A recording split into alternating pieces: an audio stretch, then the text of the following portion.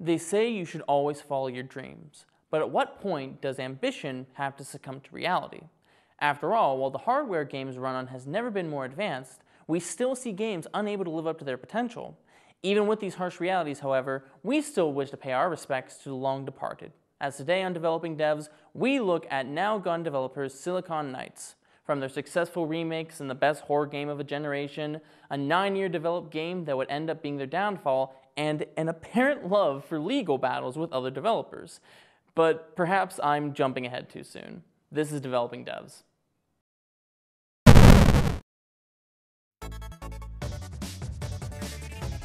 Founded in 1992, these Canadian developers began small, developing several action strategy games for home computers, such as Cyber Empires and 1994's Dark Legions.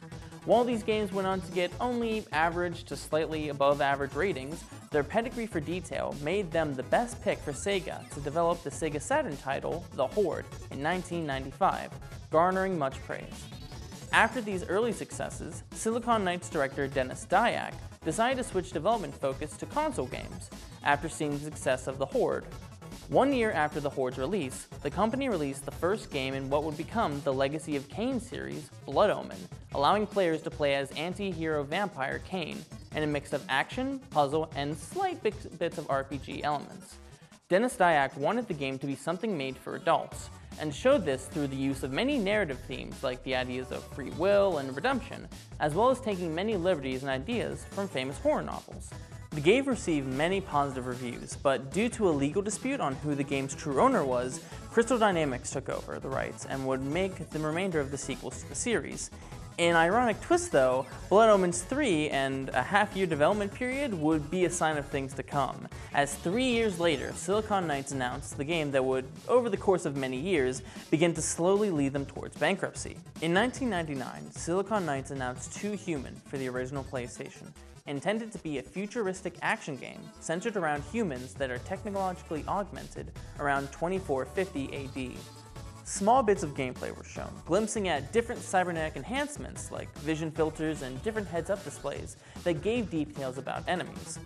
Development would be halted when in 2000 Nintendo signed an exclusivity deal with the developer to try and create more mature content for their upcoming GameCube system. Thus, 2 Human was changed to be released on the GameCube, but that was put on the back burner in favor of an innovative horror game that was originally planned for the Nintendo 64.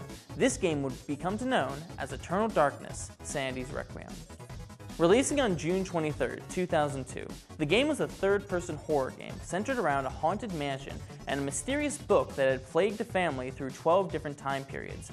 While scary in the traditional sense, with disturbing monsters and imagery, the real hook of Eternal Darkness comes from a feature called the Sanity Meter, which would progressively mess not only with the character, but the player the lower it gets. Your character's head would randomly fall off, the ceiling and the floor could switch, the dreaded blue screen of death could come up, and in extreme cases, the game would fool players into thinking that it would delete not only all saves on Eternal Darkness, but the saves of all games on a player's hard drive. While sales were below expectations, the game received rave reviews, and the game is universally regarded as one of the best horror games of not only the GameCube, but of that generation.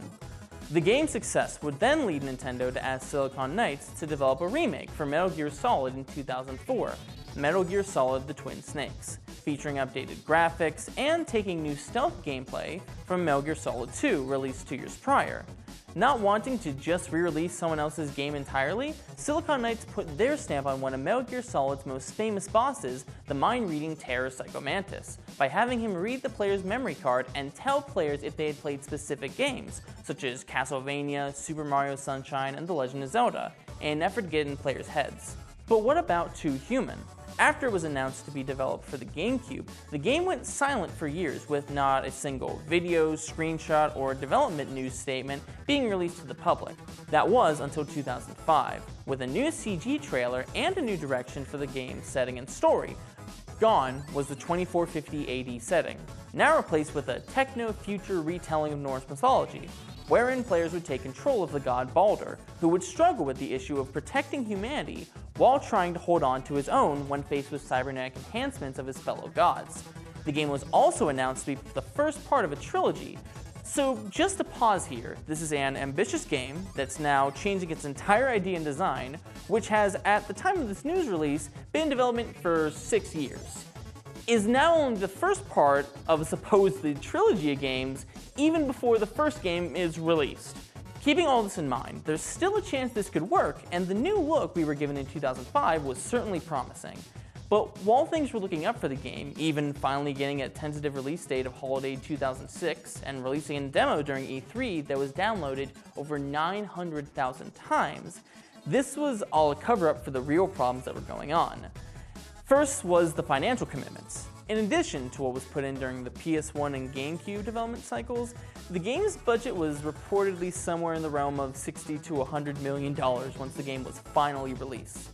Then came the legal disputes, where on July 19, 2007, Silicon Knights sued developer Epic Games on a supposed breach of their contract, citing a lack of support and coordination from Epic with their Unreal 3 engine that was being used for 2 Human. In a turn of events, Epic then countersued Silicon Knights, accusing them of not paying royalties for their Unreal Engine 3 tech for their games. So with part of the company's focus on this legal dispute, it's not surprising that the game wouldn't reach everything it set out to create. But the real surprise is how even with all this time, many corners were cut just to make a release date. The most visibly noticeable was that months before release, the planned 4-player co-op was cut down to 2 players, making certain classes like the healing bioengineer less viable playing options.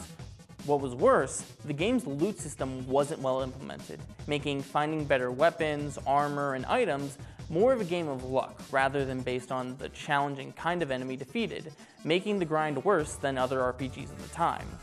But warts and all, the day finally came. 9 years after the game was announced, 2 Human released on the Xbox 360 on August 19, 2008. Reception was fair, with most major reviewers praising the art style and interesting story. The majority of complaints came down to the game's controversial control scheme, wherein all attacks were used with aiming the right thumbstick, making combat feel sluggish and awkward. Ultimately, the game reportedly sold around 700,000 units, well below expectations. With the game's ultimate failure to move numbers, the company was forced to put several dream projects on hold, including sequels to Eternal Darkness and to Human. In an attempt to try and gain back funds and some good favor with reviewers, the company's next project was an RPG based around Marvel's X-Men, X-Men Destiny, promising players the ability to create their own mutants and fight alongside the X-Men and Magneto's Brotherhood. That's at least what was promised.